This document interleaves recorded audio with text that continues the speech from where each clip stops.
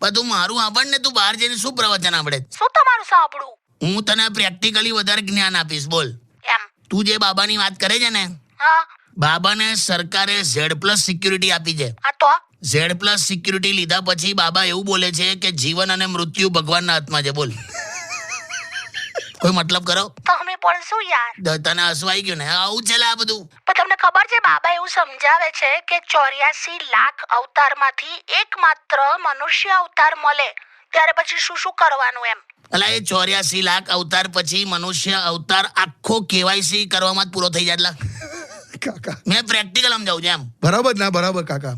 તમને ખબર છે બાબામાં કેટલો બધો ચમત્કાર છે? હું બાબા છે ને એક સામટા લોકોની ભવિષ્યવાણી કરી નાખે છે. બોલો. એ તો મેં કરી નાખ્યું. લે, તમે શું કરશો? અત્યારે આ જેટલા લોકો રેડિયો સાંભળે છે કે યુટ્યુબ પર અત્યારે સાંભળે છે, હા એ લોકોની બેંકની પાસબુકમાં એન્ટ્રી બહુ વખતથી નહીં થઈ. જા જોઈ લે.